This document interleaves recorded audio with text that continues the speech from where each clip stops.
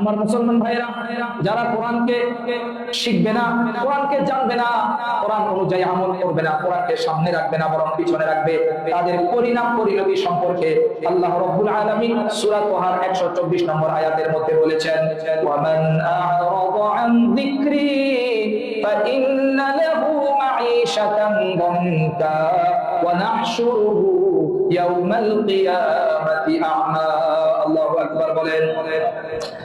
বিশ্ব নবীকে আল্লাহ তাআলা বলেন, হে পয়গম্বর, আপনি আপনার উম্মতকে বলেন, যেই ব্যক্তি এই কোরআন থেকে মুখ ফিরিয়ে নিল, কোরআনকে সামনে রাখলো না বরং কোরআনকে পিছনে রাখলো, আল্লাহ তাআলা বলেন আমি তার জীবনকে সংকীর্ণময় করে দিব। জোরে বলেন নাউযুবিল্লাহ। কোরআন হলো এমন এক কিতাব, কোরআন মানুষের জীবনকে প্রশস্ত করে দেয়, কিন্তু যারা কোরআন অনুযায়ী জীবন পরিচালনা করবে না, এই কোরআন তাদেরকে সংকীর্ণ করে দিবে। অনেক সময় আমাদেরকে এসে বলে, হুজুর আমার টাকার অভাব নাই, সম্পদের অভাব নেই, গুলশানে বাড়ি আছে, বনানীতে বাড়ি আছে, আমেরিকায় বাড়ি আছে, গাড়ি আছে, সবকিছু আছে, কিন্তু আমি আমার মনে কোনো শান্তি পাই না। তার কারণ কি? কারণ হলো আপনি কোরআনকে সামনে রাখেন না, কোরআন শিখেন না, কোরআন তেলাওয়াত জানেন না, কোরআনকে মহব্বত করেন না, ভালোবাসেন না, কোরআন অনুযায়ী জীবন পরিচালনা করেন না। এই জন্য আপনার অন্তরের ভিতরে শান্তি নাই। এই কোরআন হলো এমন কিতাব, এই কোরআন হলো এক মহা ঔষধ, যে ঔষধ খেলে আপনার অন্তরে প্রশান্তি আসবে কিনা আওয়াজ দিয়ে বলেন।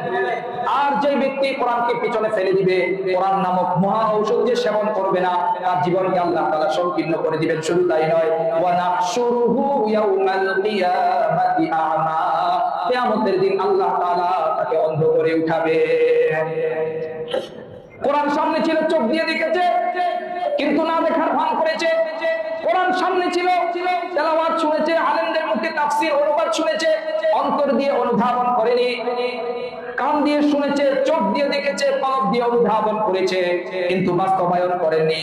মুসলমান ভাইয়েরা আমার, মনে রাখবেন, ওই কলব কিয়ামতের দিন আল্লাহ তাআলা বন্ধ করে দিবেন, ওই চোখের সামনে পর্দা ফেলে দিবেন, ওই কানের শ্রবণ শক্তি আল্লাহ তাআলা বন্ধ করে দিবেন। তাহলে আমার ভাইয়েরা, এই কোরআন যতক্ষণ পর্যন্ত আমরা আমাদের জীবনে বাস্তবায়ন না করব, যতই আমরা আমেরিকার থিওরিতে চলি, চীনার থিওরিতে চলি, রাশিয়ার থিওরিতে চলি, কোনদিন সমাজে শান্তি আসবে কিনা? আওয়াজ দিয়ে বলেন, আসবে কিনা? শান্তি আসবে না। একমাত্র কোরআনের থিওরি দিয়ে আমাদেরকে চলতে হবে। কোরআনের থিওরি সমাজে বাস্তবায়ন করলে শান্তি দান করবেন কে?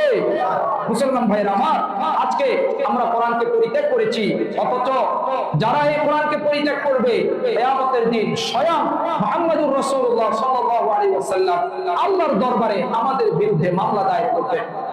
কোরআনুল কারীমের সূরা ফুরকানের 30 নম্বর আয়াতের মধ্যে আল্লাহ তাআলা বলেন, ওয়া ক্বালা আর-রাসূলু ইয়া রাব্বি ইন্না কওমি ইত্তাখাযু হাযাল কুরআনা মাহজুরা। আল্লাহ তাআলা বলেন, ও আমার বান্দারা, কাল কিয়ামতের দিন তোমাদের পয়গম্বর বলবেন, ইয়া রাব, হে আমার প্রতিপালক, হে আমার প্রভু, ইন্না কওমি, নিশ্চয় আমার জাতি, ইত্তাখাযু হাযাল কুরআন মাহজুরা, এই কোরআনকে তারা পরিত্যাগ করেছে, এই কোরআনকে ছেড়ে দিয়েছে, কোরআনকে শুধু তেলাওয়াতের কিতাব বানিয়েছে। প্রত্যেক বছর আন্তর্জাতিক প্রতিযোগিতায় ফার্স্ট হয়েছে, আন্তর্জাতিক প্রতিযোগিতায় সারা বিশ্বের মধ্যে 1 নম্বর হয়েছে।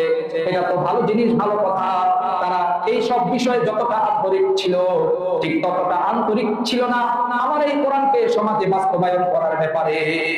এই জন্য যারা শুধুমাত্র তেলাওয়াতের মধ্যে সীমাবদ্ধ করবে, মসজিদের মধ্যে সীমাবদ্ধ করবে, খতমের মধ্যে সীমাবদ্ধ করবে, তাবিজ লেখার মধ্যে সীমাবদ্ধ করবে, তাদের বিরুদ্ধেও আল্লাহ রাব্বুল আলামিনের পয়গম্বর আল্লাহর সামনে মামলা দায়ের করবে। ঠিক কিনা? আওয়াজ দিয়ে বলে।